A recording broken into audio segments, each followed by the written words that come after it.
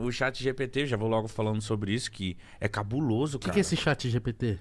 E você poderia... Pode falar, o Mítico sabe. Então, eu vi que da fase 2 pra 3 cresceu absurdo e já vai crescer agora. É, tipo, mano, é uma parada de neurônio. Enfim, eu queria explicar o que é o chat GPT, mas eu tô assistindo e acompanhando, tô ficando assustado. Caralho, tá crescendo muito. O que vai ser no O futuro? que é esse chat? Chat GPT é uma ferramenta, tipo um chatbot, só que ele conversa igual uma pessoa e ele faz várias atividades cognitivas. Então você, por exemplo, pega um texto gigante e fala, ó, faz um resumo aqui, mostra as principais ideias, pega aqui a transcrição do programa e faz você, assim, os highlights do que foi realmente espetacular nesta noite de quarta-feira. Ele vai lá e faz. Mentira. Vai. Ele te dá o diário, vamos supor, eu chego cansado, sou um cara que trabalha muito e eu volto pra casa só no fim do dia, mas eu sou um cara que gosta de me inteirar.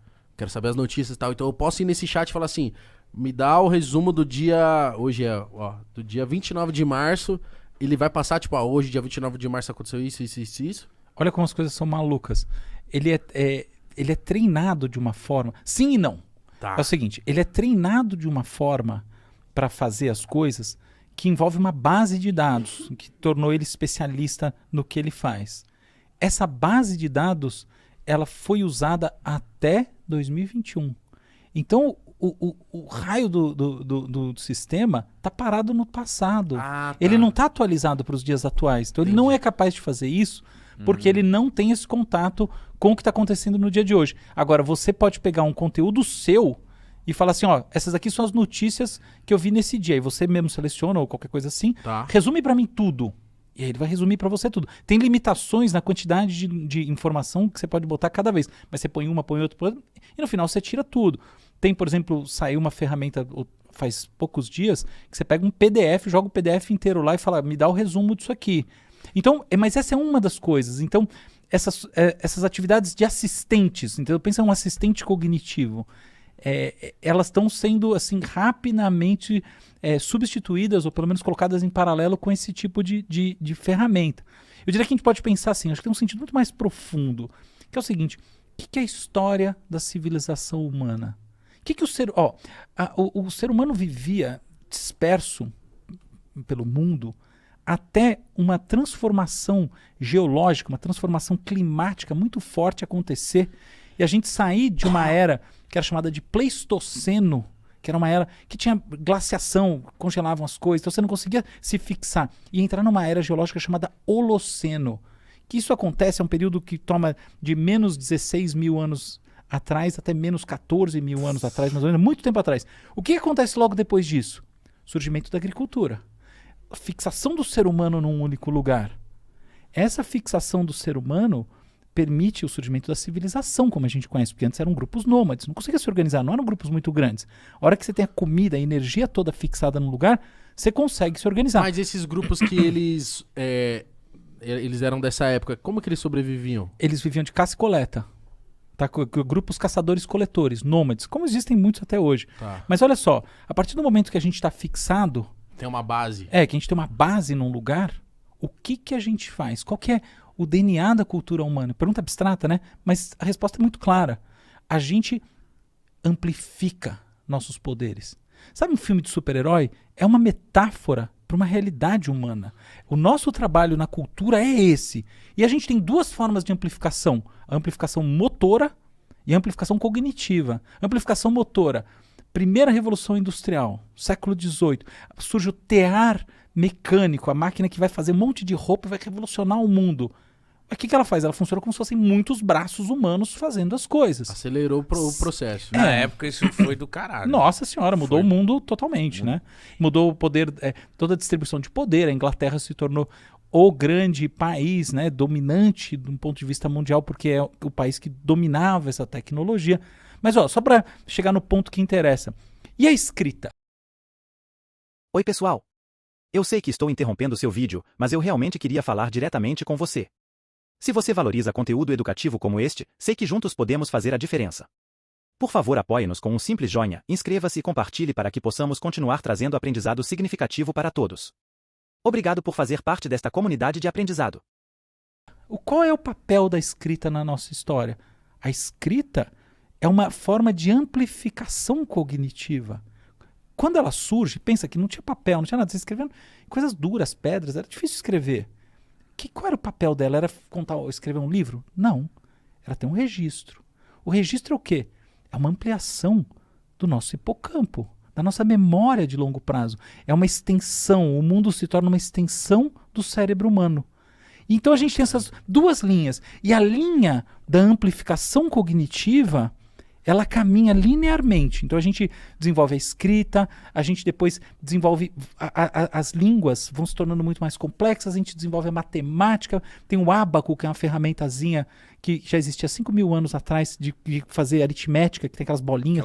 Isso, que é tipo uma calculadora. Então a gente vai desenvolvendo as coisas e vai. Só que olha só, que coisa importante para a gente pensar o momento que a gente está hoje. Nesses 15.000 anos, a nossa história foi baseada no seguinte: a gente pensa uma coisa, a gente se esforça, a gente cria formas de fazer e as coisas estão lá no mundo. É isso.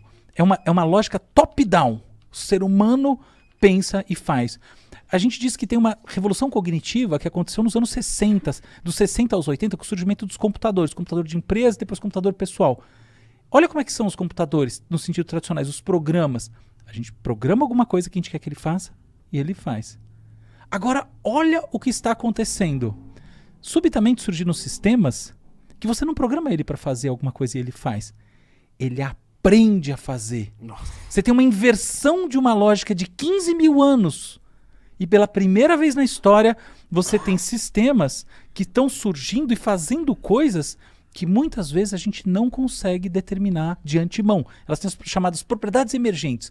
Uma inteligência artificial dessas novas, ela é capaz de mostrar uma propriedade que ninguém sabe de onde veio. Ninguém consegue explicar, porque ela efetivamente aprende com o uso, com a transformação dela própria através da informação. Você consegue dar um exemplo para a galera entender de casa? Claro, total. Tem vários exemplos. Olha só. Então, se a gente pegar o ChatGPT, existe, assim, é curioso, mas que é o principal hoje em dia, nessa linha, está na linha, é o GPT-4 hoje em dia, mas beleza. Daqui a pouco vai ser o 5 e etc. Então, quando a gente olha, é muito engraçado como a ciência hardcore, essa assim, que determina, que revoluciona o mundo, como ela não anda ela anda muito rápido, mas às vezes é menos rápido do que as pessoas pensam. Então, por exemplo, tudo que faz o ChatGPT está descrito num paper, num artigo científico de 2017. O artigo se chama Attention is all you need. Atenção é tudo o que você precisa. E ele tem um mecanismo chamado de atenção. O que quer dizer isso?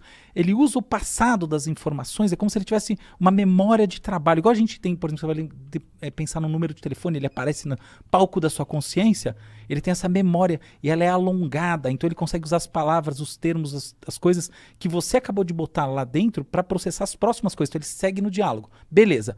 Só que a base dele é conectar uma palavra a outra. Então pensa, por exemplo, num cavalo numa pista, com aquele tapa-olhos do lado, assim, que ele só pode olhar para frente. Supostamente é isso. Ele só conecta uma palavra na outra. Ainda assim, se você chegar e falar assim, conta a história da Chapeuzinho Vermelho. Agora, pegue, muda a moral da história. Ele é capaz de mudar a moral da história. Como é que ele sabe qual é a moral da história se ele só conecta uma palavra a outra? É porque existe uma propriedade emergente que não é mais a conexão de uma palavra com a outra. E existe uma extração de sentido.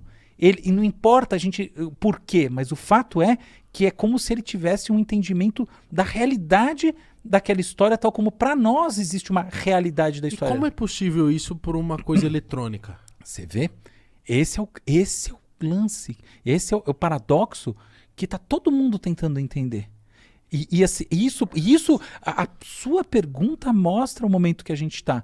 Imagina que a gente está num momento em que uma ferramenta que não tem vida começa a apresentar propriedades como se ela fosse viva. Capaz de aprender, capaz de até, nos antecipar. Exatamente, é capaz até de desenvolver capacidades que a gente nunca teve.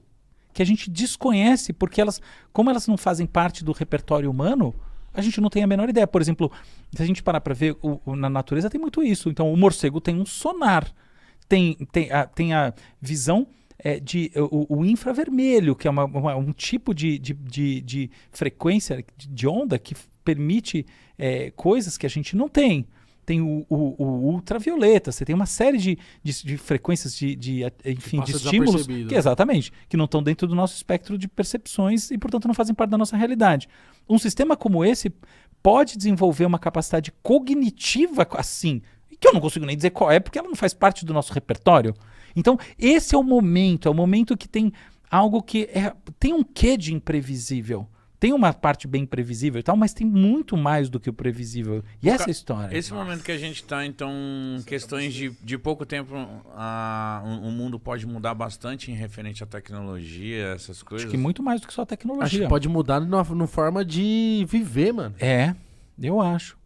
Porque, e no final das contas, um sistema que desenvolve por exemplo, a gente não consegue dizer quanto tempo demora para um sistema como esse ser capaz de fazer todas as atividades cognitivas humanas, não tão bem quanto uma pessoa, mas melhor do que uma pessoa. Simplesmente todas. Eu acho que muito rápido isso acontece. Possivelmente, na escala histórica, certamente é muito rápido. Agora, se o muito rápido é 30 anos, 20 anos, 10 anos, a gente não consegue dizer. Mas o fato é, um negócio como esse pode, de fato, e deve, provavelmente, se não houver uma regulação em cima, desenvolver um supercérebro, e as propriedades que vêm de um supercérebro são realmente imprevisíveis nesse sentido. Então, por exemplo, criação de novas línguas, falar uma língua que um sistema falando com outro, uma língua que ninguém consegue entender e que, no final das contas, gera uma outra forma de organização no mundo.